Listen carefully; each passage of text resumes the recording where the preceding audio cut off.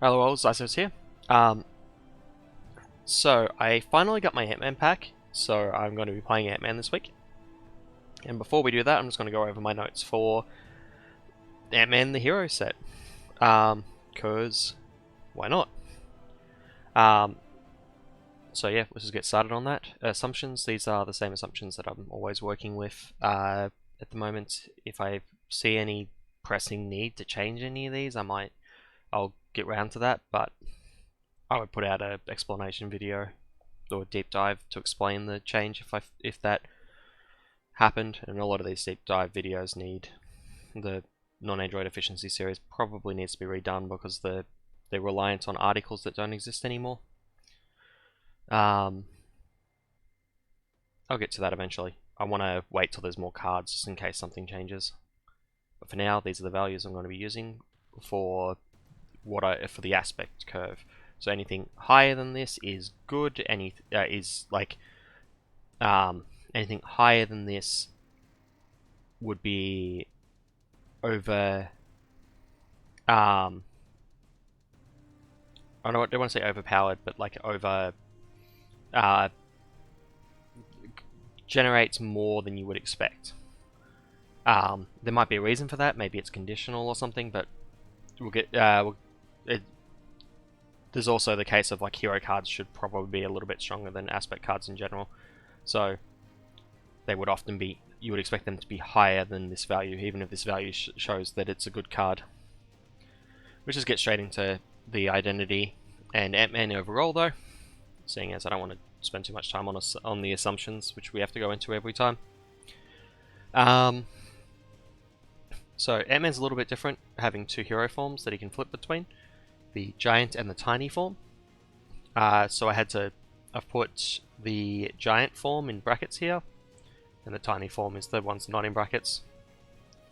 And the ones that don't have brackets at all are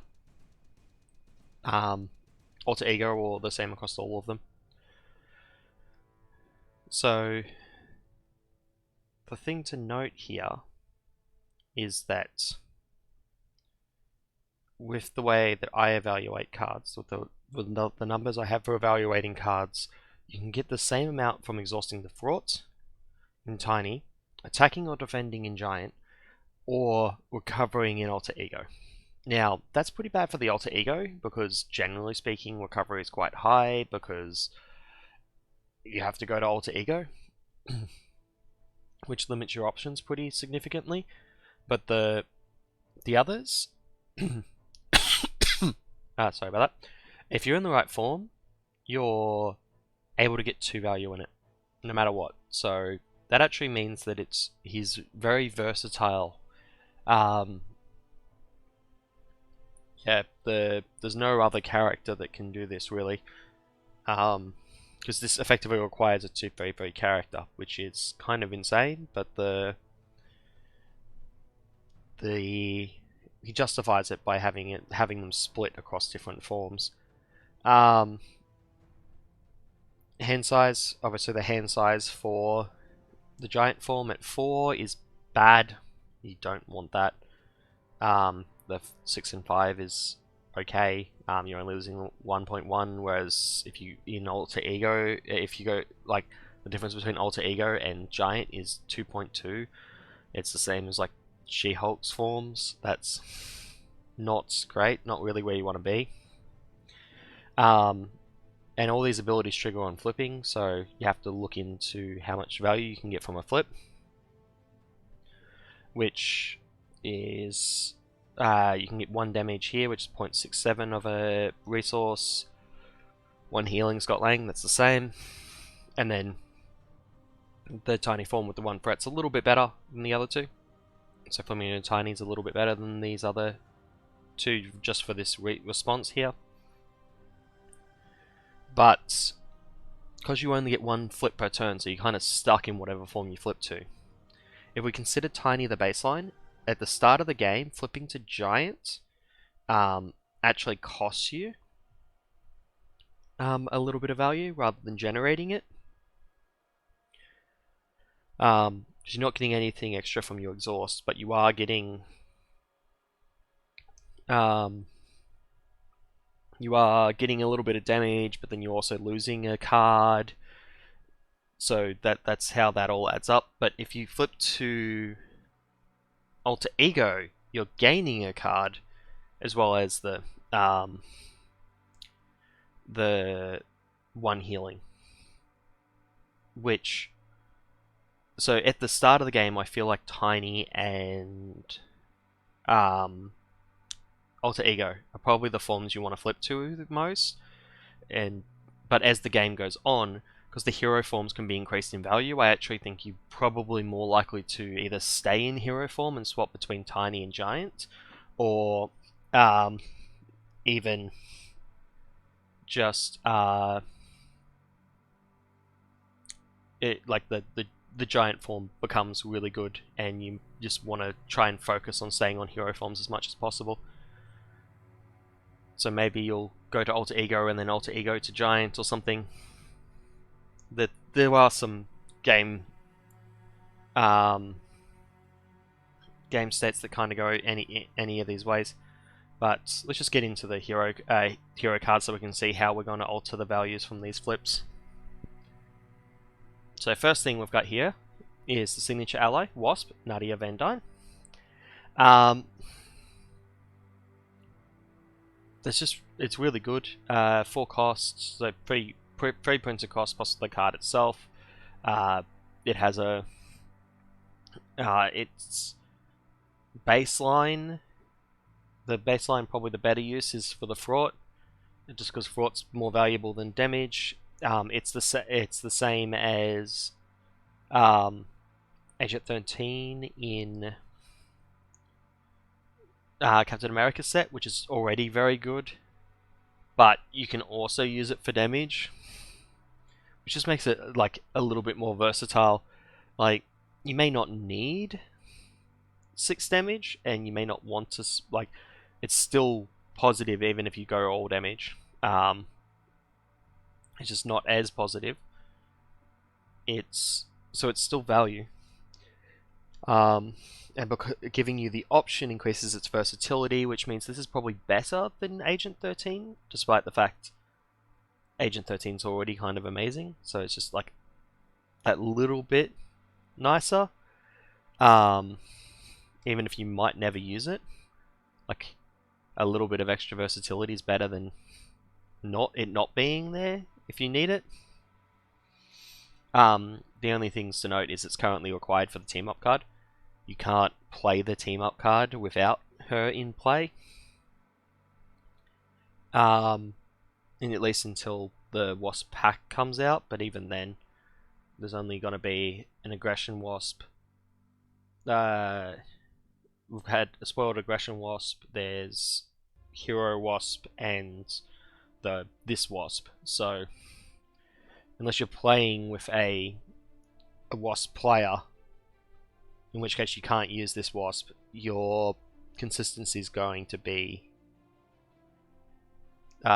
focused around this character and maybe one other, best case. It's also something to note here, its max value of frauding for as much as possible and then blocking is +5. That's a lot, especially for a 4 cost card. Like, that means it's over twice. That's the kind of value that you normally only get from a signature ally. It's definitely worth it. And the aerial trait doesn't really matter, but the Avengers trait is super useful for things like Avengers Tower, team building exercise, and I guess you could use it for Quinjet, but she's not really a great use for Quinjet, honestly. Let's just get straight to Giant Stomp. This is like swinging web kick, but with an extra little bit of damage, but with also a condition, because you can only use it in one of your 2 hero forms. The more conditional of the 2 hero forms too. But it technically scales to infinite, like if you have an infinite number of minions. But it's already pretty good even at baseline. Like, 5.3 versus 4 cost for plus 1.33 per deck cycle. That's really solid. It's the same with swinging web kick. It's just really solid, and it helps you close out games. Now, you can't quite close out quite as well as Spider-Man can, where he can actually do like 24 damage with just swinging web kicks, but you still got 2 copies, so you can still do 16. Yeah, this is really useful. Obviously better with more minions, and it's nice that the 1 damage to minions goes first, so you can like chip off a lot of tiny guards and then do 8 to the boss. This card, Hive Mind, this is silly powerful. I can understand why there's only 1 copy. Yes, it can only be used in tiny. Yes, it's kind of weak when you first start the game. Like, it starts at to the rescue levels, but doesn't take long for it to get good. Like, 1 army advance puts it the same as counterintelligence. 2 puts it at for justice, and 3 copies puts it as one of the best 14 cards in the game. There are only 3 cards in the game. They are all hero cards that can remove 5 threat by themselves, without needing you to find something else to remove at least 1. Those cards are Legal Practice and Suborbital Leap. Now, 5 can be an important breakpoint. If you're not playing against a Hydra villain, 5 is the breakpoint that you need to remove Legions of Hydra. Generally, there could be a Hydra minion in front of you. Legions of Hydra from the game, so that you could start attacking the Madam Hydra. And that's a very important card to remove in scenarios in which you are running that as a modular set. And I just noted here that the late game, it's going to be plus 2 per deck cycle, because it is still 3 cost, but like 3 cost plus 2 per deck cycle, that's almost 2. It's not quite 2 like WASP was, but it's very rare for a non-ally to reach values that high, and plus 2 is a very respectable amount, although there is only 1 per deck cycle, which is a little unfortunate. This card I think makes Ant-Man work quite as well as he does. I don't think he would work anywhere near as well if it wasn't for this. But yeah, printing cost 0, so 1 resource, and it draws you a card.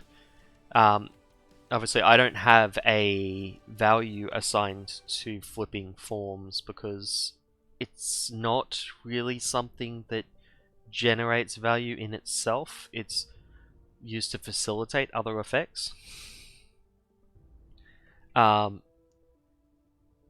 Yeah, and the value changes depending on your current form and what form you flip into and what other effects you have to trigger. And yeah, there's a whole thing going on here. 1 copy of this does let you flip to all 3 forms in 1 turn. It can also be comboed with itself to flip between your hero forms multiple times, because it's a hero action and specifically swaps your hero forms. You can never get into or out of alter ego with this, so you can only start the chain in alter ego and move out of it, or start the chain in hero form and move into it at the end. It's the only way you can interact with alter ego. Now, I mentioned here that it's generating like 0.73 resource value when on the flip. That's trying to take into consideration what form you were going to get from your one flip of a turn and how much extra value you gained off this. That's also the worst case scenario. I'll come back to that in a sec, because certain flips, particularly at certain times, will actually be more valuable than that.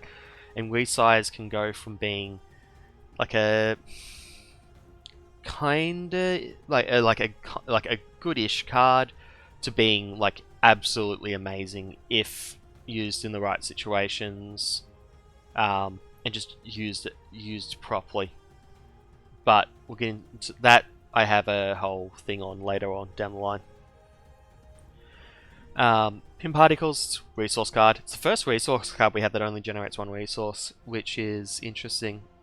It's useful in both your hero forms. It's kinda technically better in giant form. Like 2 healing is slightly better than a card, but the numbers are pretty close. They're only 0.23 removed, so it's probably just personal preference, board state, for which one you want.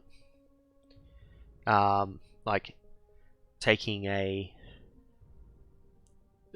slightly less advantageous effect off this now so that you can get stronger in the long run is something to consider. And just where you're at, like if you're healing for 1, it's obviously better to draw a card, I think, instead. Yeah, so I put this as generating plus 1.1 per deck cycle because I'm considering worst case. But something that's important to note here is this card probably doesn't actually trigger according to the rules, because hero response after you spend implies that like response is after. So after you spend, so you've spent it, and this is after you've spent it. The problem is resource cards, the text on them is only active while spending. So now that you're after spending, this text isn't active, so you can't trigger it to trigger it. But it's pretty clear what the intention is. Like, this should be able to be triggered. So just play it as if it actually works, and hopefully the rules will get fixed up at some point. But that is also why this is the first resource card that has a bold trigger on it. Like the power of cards don't say after this was spent on a. It don't say like response after this was spent on a whatever. Generate 1 additional wild resource for use on that same card. And that would be the reason why. And now this one kinda doesn't work, but it's a card game. It's not about programming or anything like that. Just run it the way it says. Army of Ants. This card's really good. Like 1 damage a turn may not seem like a lot, and particularly seeing as it's kind of situational because you have to be in tiny. You have to have gone into tiny form at some point in the turn, which you might not always do. But it's technically generating 0.67 like resources of damage a turn, which means that it's a little bit slower than, say, Helicarrier, but it's also half the cost. So it's like 66% of what Helicarrier does for half the cost. Like, that's pretty good. And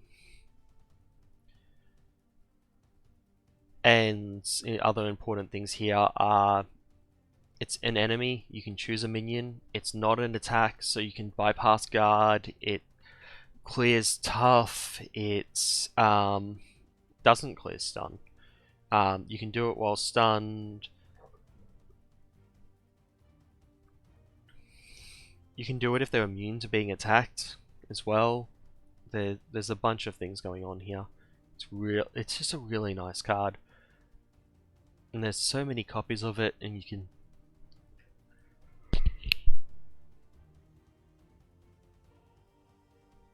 just stack them really well.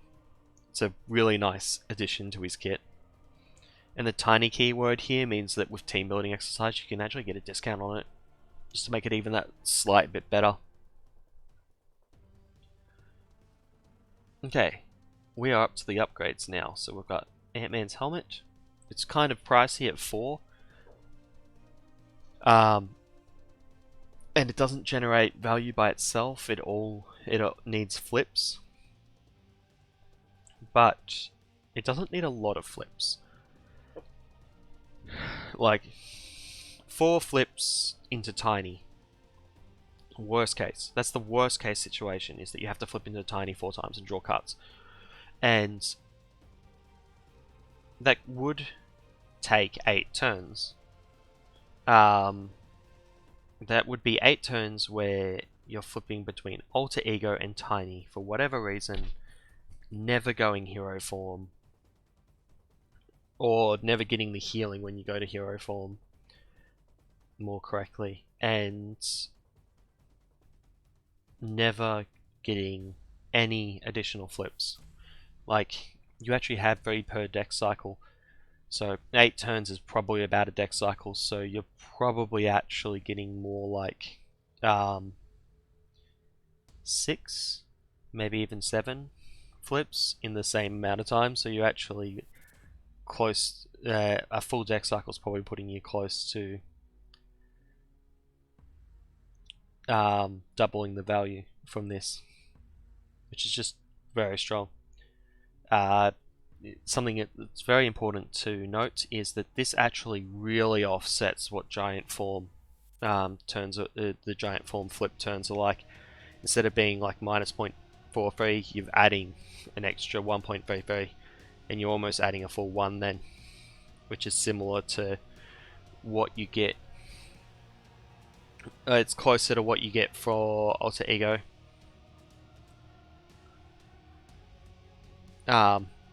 Another important thing is that because Tiny's flipping to Tiny's drawing a card, if you start in Giant, when you flip to Tiny, you effectively have 5 cards in hand. So you're offsetting the low hand unless you plan on flipping into Alter Ego this turn after staying in Giant last. Which I just don't think is generally a good idea. Let's talk about some Giant Strength.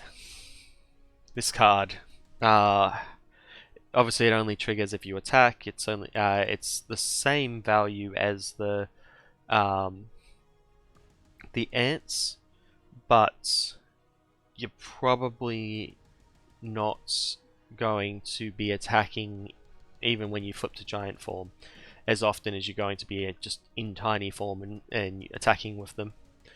But the flip side of that is it can be utilized in the villain phase somehow. Like if you happen to flip form to giant form for a card effect or something, you might be able to counter attack with this bonus. But the bigger thing is the lack of limit. There's no max here. And because there's no max, no limits, or anything like that, you can just no exhaust.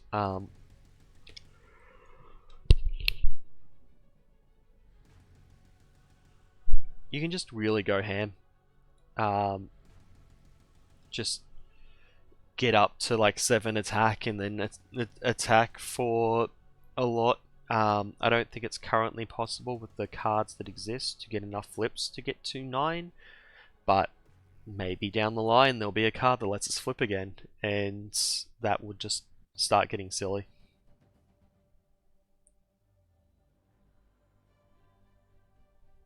Wisp Gauntlets. Okay, this is a weird card.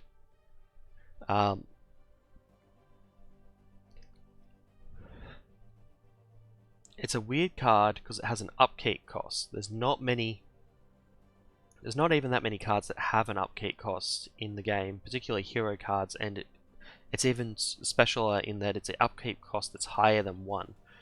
Like the superhero lore division is a upkeep cost of 1. The Captain America's hero ability is an upkeep cost of 1. Tony Stark's aerial is an upkeep cost of 1 per turn as well. They're all 1, always 1 per turn. The only things that really have a higher upkeep cost are like Mockingbird in Hawkeye, your Red Dagger in Miss Marvel, and Hellcat in She-Hulk. And this does a similar effect to 2 of those three, in that it stops activations. But you've got to play this, and then you need to pay for it to actually activate. So you're actually spending 4 for a stun. It's like playing tackle without getting the free damage, but then you get to also do it again down the line. Tackle or concussive blow, depending on which side you trigger it off.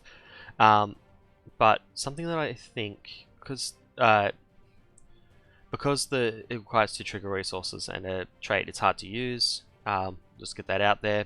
But something that I think is that this makes him a very strong contender for your Queen Carrier user in whatever game you're playing. Because as a Queen Carrier user, he only needs 1 of these resources, and then he can throw out a stun or confuse every turn. And by throwing out a stun or confuse every turn, he's removing an activation every turn. It's like imagine a character that can defend for someone else every turn for free, and he will take no damage. They will take no damage when they defend, and there's no downsides for it. It's basically like that.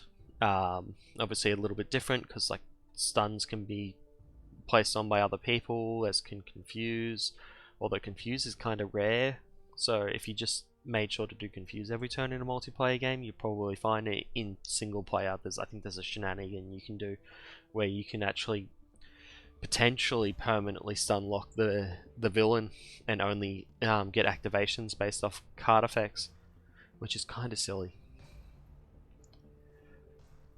Okay, so let's just quickly go over main thoughts here. There's no non-conditional resource generation in this set at all. The only conditional resource generation is on flipping from tiny to from whatever to tiny.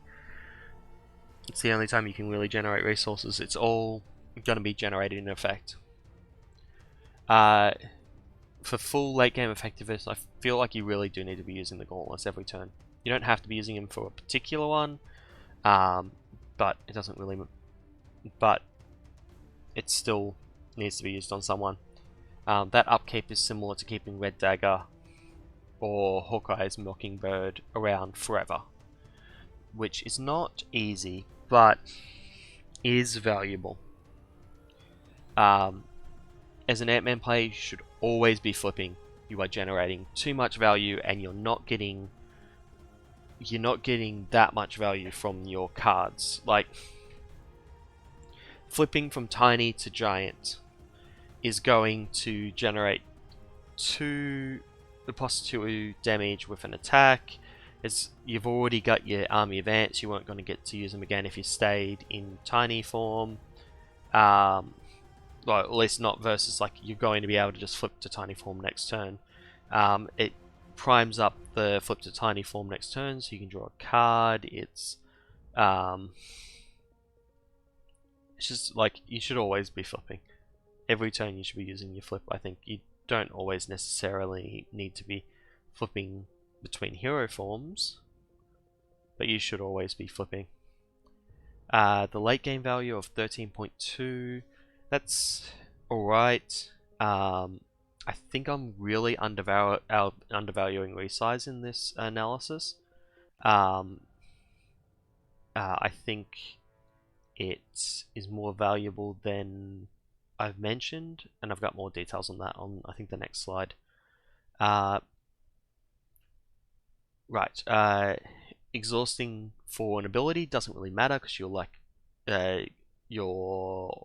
got roughly consistent stats. Like you got the 2 thwart versus the 3 attack versus the 3 defense versus the 3 recovery. They're all basically the same value wise, so I don't think it matters. And until you get giant strength, if you get some giant strength, you obviously want to attack because it's boosted. Also, the character's just not straightforward. Just like not even a little bit straightforward. And because of that, I really don't recommend for people that are prone to analysis paralysis. So where you're looking at your options and you don't know which ones to take, and it locks you up. I've hit that at one point. I've hit analysis paralysis, and I'm not prone to it. I have no issues with it normally. I normally just jump right in and do something. But in the case of Ant-Man in particular, there was a point where I had 2 copies of Resize and Swarm Tactics. And the problem that I was dealing and was trying to work out was when to play the Swarm Tactics. Because I had so many options for when to play the Swarm Tactics versus playing the resizes versus actually doing my final flip. And yeah, it just I locked up for a little bit. It wasn't too long. Like I was able to work through it and find something. But if someone's prone to analysis paralysis, I could see them being locked up for quite a while. Yeah, we'll note here: energy, physical, mental, wild. There's both of these mental resources are on cards that stay in play. So it's the Risk Gauntlets and the Ant-Man's Helmet. So you can actually get down to just energy and physical. I think even some of the energy gets stay in play. Yeah, there's 2 of it there in the giant strength. I think that's it for the energy that stays in play. Yeah. So you could really get these numbers to very high physical and just some wilds, and then run like a Hulk ally shenanigan. Just figured I should point that out while I'm here before I point it out again on the potential ideas. And the 2.33 cost, average cost, I believe that's on the low end. I believe that's on the low end at the moment. I'd have to check the other ones. Should have noted it down. But it makes sense because he's got no resource generation. But anyway, let's quickly go through some theory on resize. So you might notice this is a new slide type. I'm starting it up for when there's more complex ideas going on in the background, and Ant-Man I think is probably one of the more complex characters in the game at the moment overall. Just some notes: you can only exit or enter Alter Ego. You can only exit from Alter Ego at the start of a resize combo, and you can only enter it from the end. Because once you do that, you are done. There is no more resizes happening, or you have to do it for resizes to start, depending on which end we're talking about. So if you know you're playing all copies of Resize, which is generally a good idea because it's quite a good card, there's only like 2 combinations you can do. There's flip. So let's say you're in Alter Ego. There's flip to Hero and play all copies of Resize, or flip to Giant and play all copies of Resize, or flip to Tiny and play all copies of Resize, or the other way around, like play all copies of Resize and then flip to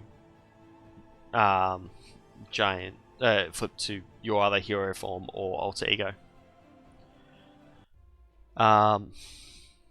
There's significantly more if you opt to not use all of them, or if Swarm Tactics involved, because Swarm Tactics does not strictly replace a resize. You have to consider at what point in the combo you want to play it. Yeah, you can use it to trigger Giant Strength twice. You can't get it 3 times currently.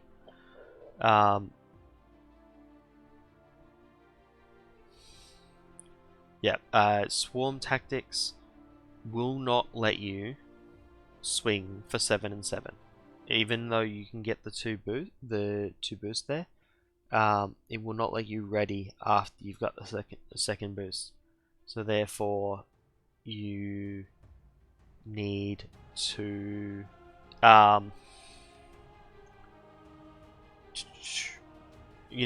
play Swarm Tactics a little bit earlier, so you can only get a 5 attack out of it, because you can't yet. So you can get like a 5 attack and a 7 attack. You can't get a 7 and a 7.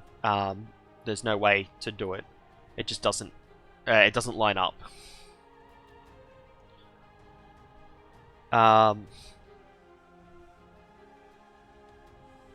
Resize can be used a long time maintaining stunlock.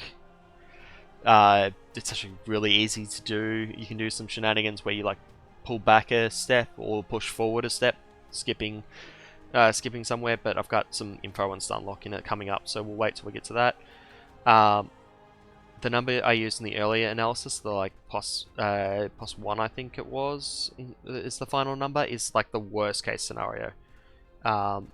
That's instead of flipping to tiny and staying there, you flip back to giant.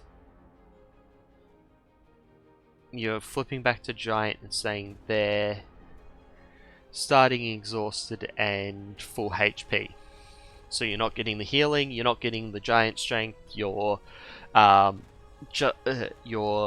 losing a card, and it still comes out. It's positive.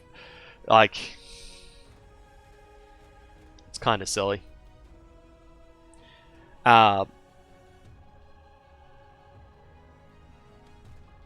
Yeah, it is important to remember what you're losing if the resize combo doesn't go through a certain form or ends up in a different form than what you're expecting.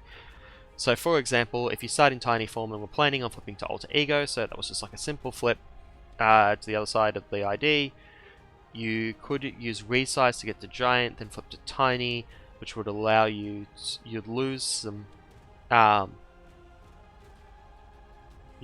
some value from not flipping to alter ego. You can't trigger your alter ego effect, which is nothing currently.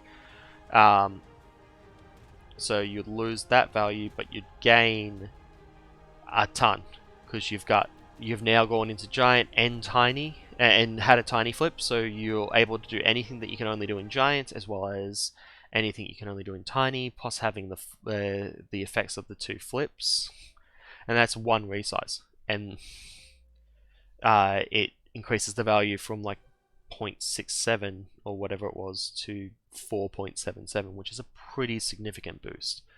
So we'll go back up to resize for a sec. This number here, 0.73, okay. This number here, it's very low. I wouldn't consider a card with this number here to be all that good. That's like imagine a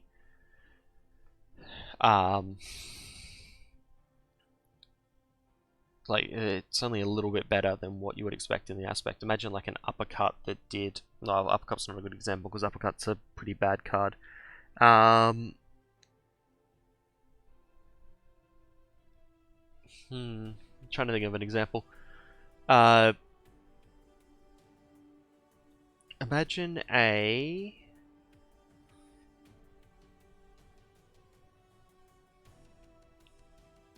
relentless assault that does like 6 damage or something in a hero set, like can only target minions, physical to trigger overkill, but does 6 damage instead. Like, yeah, relentless assault's a pretty good card, but like it's not that much better, and it's a hero card. You'd expect it to be probably a little bit better than that. But that's where this number would imply it's at. But this is the worst case. This is what you're not really going to get this. You're going to get something higher. And like the example I gave, this was the best case I could determine from a single resize, but you could definitely get more. And you can definitely get more with like more resizes and whatnot, but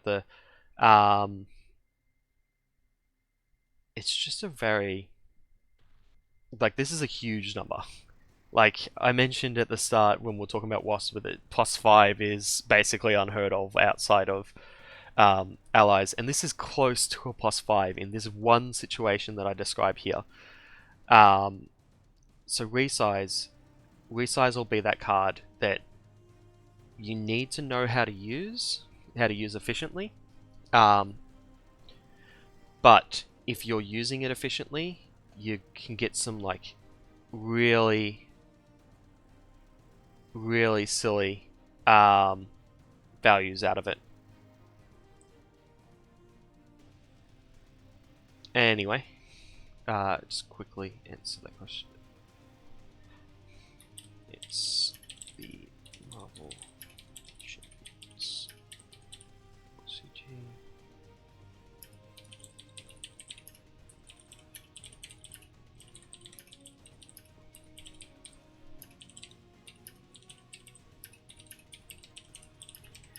Gang DS if interested. Yeah, so we're just going to quickly go over the stunlock stuff here. You can, using just risk gauntlets, maintain a stunlock permanently.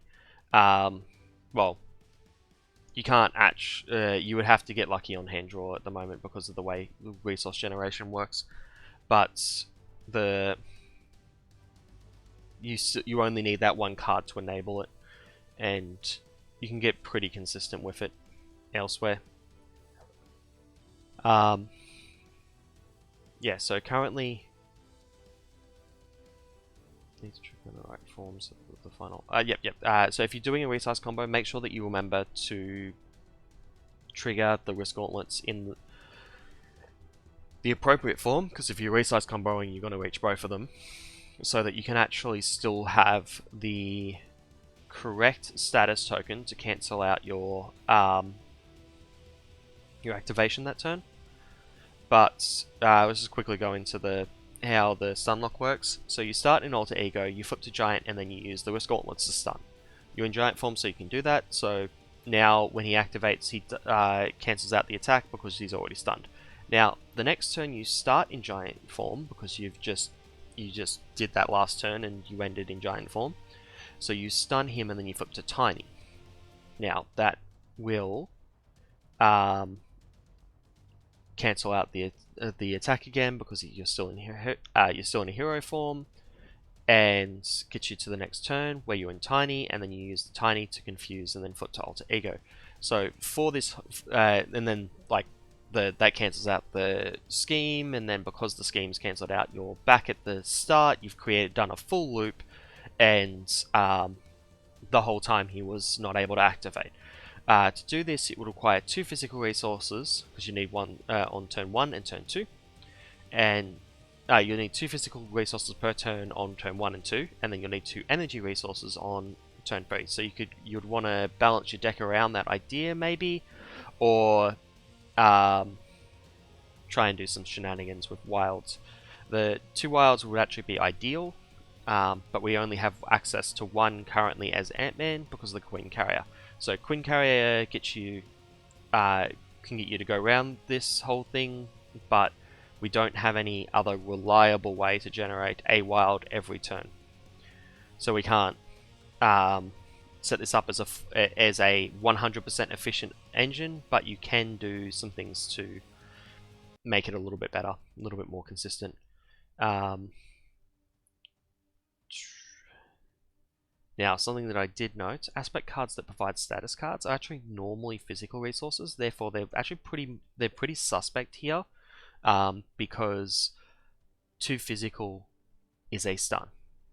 So drop kick becomes really suspect because you could have got a stun for 2 physical, whereas I guess you can spend 3 physical and the drop kick, which is another physical. So effectively 4 physical to get 4 damage, a stun, and a drawn card. So you're getting 4 damage and a stun, but you had to put that card in your deck, whereas what if you just put something else that has more value and maybe still has that physical icon on it? Like it does something else instead. Like 4 damage and a card for 2 physical, that's probably worth it, but like, why not just run another card that does something else? And if you ran the card that did something else, you could you could still get the stun, which is the most impactful part of that card. 2 would be 3. Yeah, it's it's definitely worth it still, but yeah, they're not the most impactful cards anymore in this Ant-Man set. With the exception of Concussive Blow.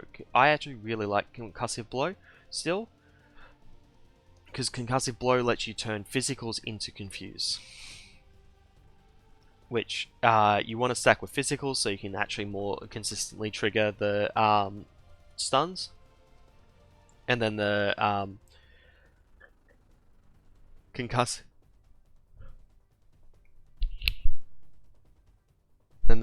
blow can get you the confuse, or just continue through this circle if you don't happen to draw the energy that you need. Because yeah, if you are stacking your deck a little bit with the, or if you have Queen Carrier in play, you have a wild, you'll be able to trigger the physical on the concussive blow, and that won't you can do that even if you didn't draw the energy. So that, I think, is of the cards that apply a status to the villain currently, I think from the aspect pool at least, is probably the one to still to consider still, whereas the other two I think are a lot more suspect in Ant-Man in particular. So let's just go over some potential ideas for things to do with decks. So it's on a Quinn carrier. You could run a Quinn carrier, put some enhanced reflexes and physique in, because they get you. Because Quinn carrier gets you the wild, whereas the physique and reflexes let you trigger your risk gauntlets, even if they're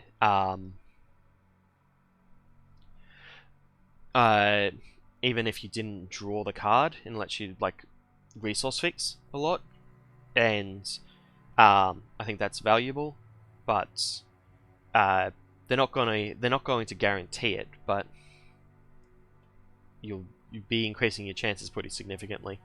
You might be able to get it down to just insanely low numbers. Like, playing enhanced reflexes means that you have 3 turns, the next 3 times that you get to the tiny form and flipping into alter ego form turn, and if you don't draw a energy resource, you can still do your confused token. So that's 3 more confused tokens than you were going to get previously, and similar thing with physique. The next thing I think would be a good idea is just to run all cards that generate resources, just like a ton of those basic cards that generate resources. There's a lot of value in his set, but not a lot of but he doesn't have any resources to work with. No additional resources to work with here. Just your standard 6/5 hand size a lot of the time. Because even this, if you're in giant form flipping to tiny form, that's still a 6/5. Although I guess once you get Ant-Man's helmet, it's kind of like your 7/5 instead of 6/5, because you can flip to tiny from alter ego. But yeah, so you could just go all resource generation cards and just make use of his really strong ability to generate the basic effects. I mentioned this earlier, but Hulk Ally, the Hulk Ally Ant-Man can get all mental to stay in play, so he's not going to discard himself for no effect, and he'll get down to this number here, like 2 energy, 3 wild, 3 physical, if he plays every card that stays in play in his hero set, that's pretty good. And you can keep WASP in play as well to bring the wild down to 2, and that's even a little bit better. Or like, wild's not the end of the world if it actually triggers, because of the number of things it triggers, it actually still ends up ahead versus Hulk's dirt cheap cost. So you could build a deck like this. I would think it would probably be a Yarnborn deck, because you need something to more consistently trigger than Hulk.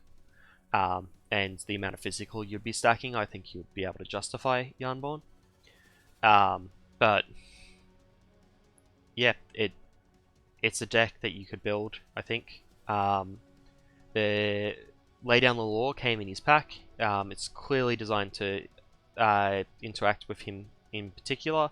There's one upcoming card that does damage instead of removes threat. They're great because in most other heroes, you want because it's a hero resource that triggers off flipping. Most other heroes you won't be able to flip from hero to hero and thus trigger it. You will normally only be able to trigger it if you were in Alter Ego last turn, which isn't too bad for Lay Down the Law, because when you've just spent a turn in Alter Ego, it's the turn that you really need to remove threat. But I mean, it just doesn't matter. No matter what turn it is, you'll be able to trigger it because you can always just flip to your other hero form. I mentioned that team building exercise can provide discounts on the hero set because there's tiny and giant cards in that. It's not quite as consistent as like Thor with his Asgard cards because he's not dealing with hero forms that have different traits, but it's still more value than you would get if you didn't have. It's more value than you would get from just being an Avenger, right? Because Avenger is probably the most useful trait for team building exercise at the moment, but there are others that have some small values going around, and Tiny and Giants are a couple of those. Swarm Tactics as the third resize allows for more double resize combos, which means that you can trigger your Giant Strength more consistently twice, which means you can get really big more often and just increase the consistency on that. So that's something I wanted to mention here.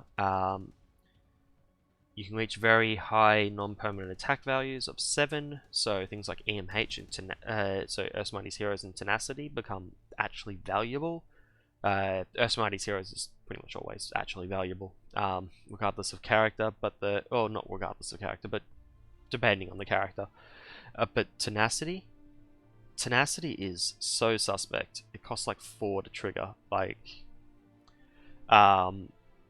That's like 4 across 2 turns, but I really think you need to get like a 6 attack or 4 fraught from that to really justify it. And the important thing here is Ant-Man can actually get 6 attack. Turns out that's good. He can actually get 7. It's actually he can get 6 with combat training and just a single flip. But because of how suspect it is, I think you'd want to go to the 7-8 range. I already mentioned about Concussive Blow and how it's a physical resource, so you can use it. You can combo it with the Risk Gauntlets to more consistently get your Confuse and Stuns off, which I think is a good idea. And press the advantage. Press the advantage. There's always a status counter available to you. There's always a status counter that's only like 2 resources away. Anytime you're in hero form. So press the advantage always has the possibility of triggering for its full value, which isn't true in most characters. So that makes him a really good user of that card, and I figured I should mention that here. So anyway, that's the end of my notes here. So now I'm just going to quickly double check Chrome and just make sure I haven't got anything weird open in the background. No, we're good. Okay, so I'm not building a deck this week. Probably should have mentioned this up front. Oh, come on, Chrome. my Chrome window's not working. Okay, let's see if I can fix this.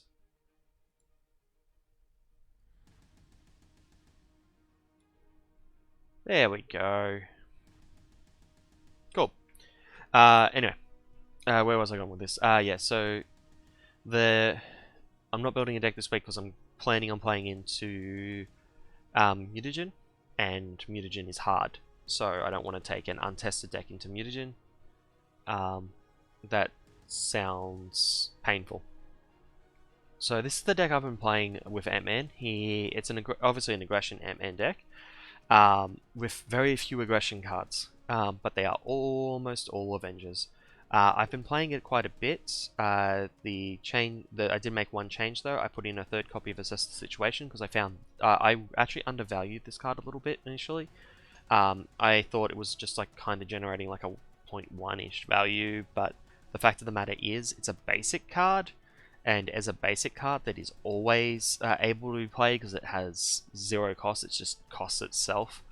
There's just so much value you're going to get out of that extra draw of a card next turn, and it's always available.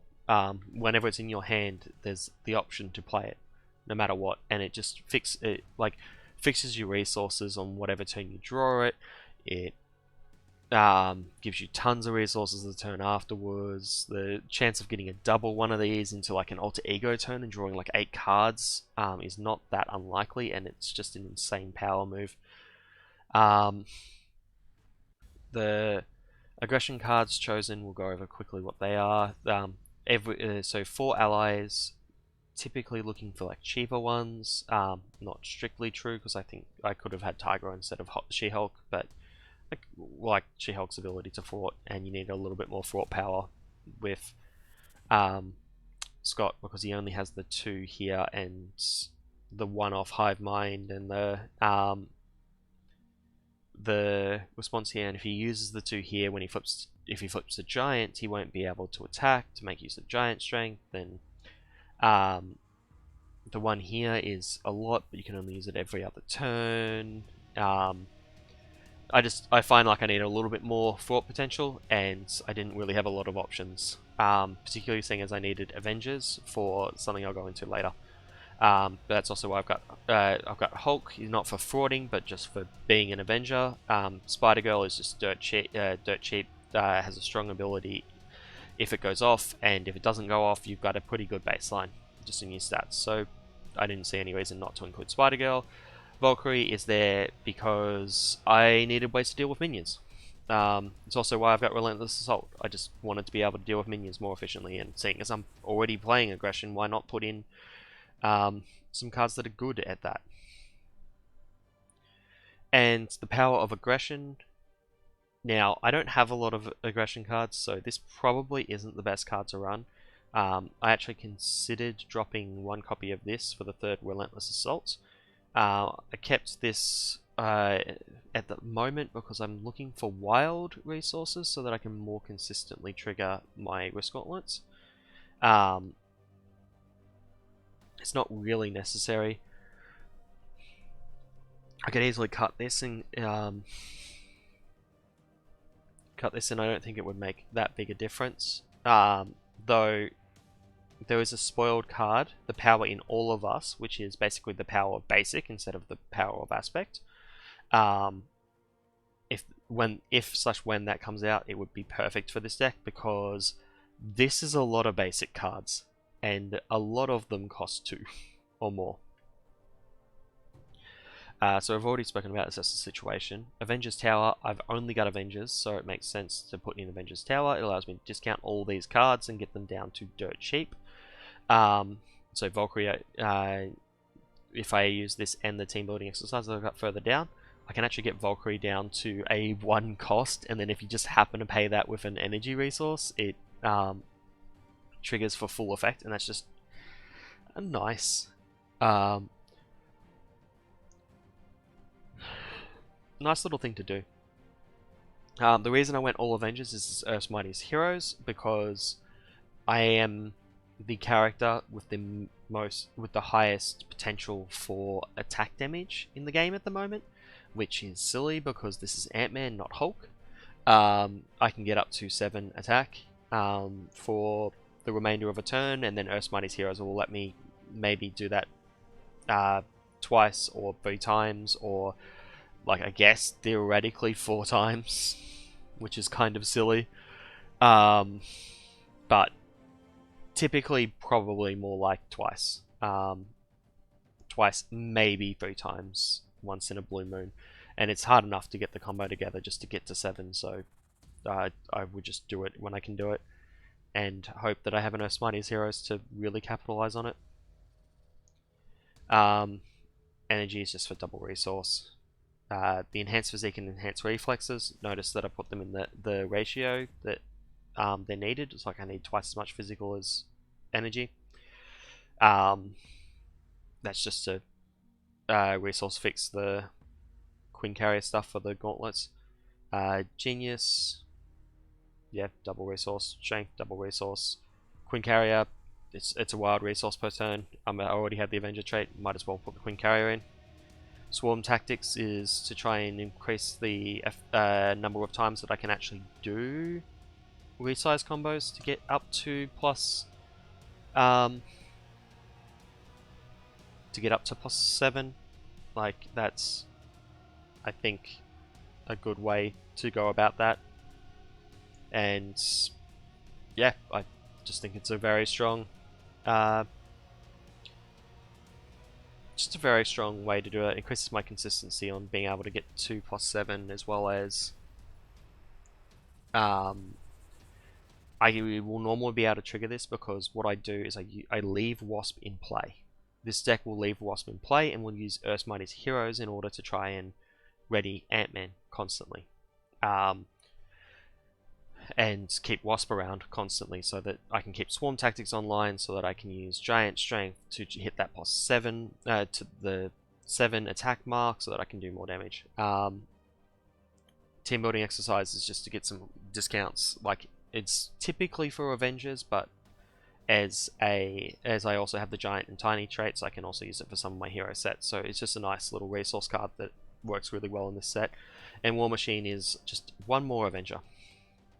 So I've got 6 Avengers, and I am trying to keep at least one of them in play at all times, specifically Wasp, and I am trying to keep and these others kind of just sit there, cycle occasionally, and War Machine blocks 2 attacks. He's not quite as good as Mockingbird for the same purpose, but he has more fraught in him than Mockingbird does. And also, as an Avenger, I can discount him. And if I discount him by 1, he's blocking. Once I discount him by 1, he's probably better than your average Mockingbird. And if I discount him by 2, which is a possibility with this deck with the tower and team building exercise, all of a sudden he's pretty good. But like, that could be said about just about any card. If any card that you reduce the cost by half, like, that's a pretty significant difference. Yeah, anyway, that's the deck that I'll be playing. I will be setting up Mutagen, so I'll have that set up shortly. So let's just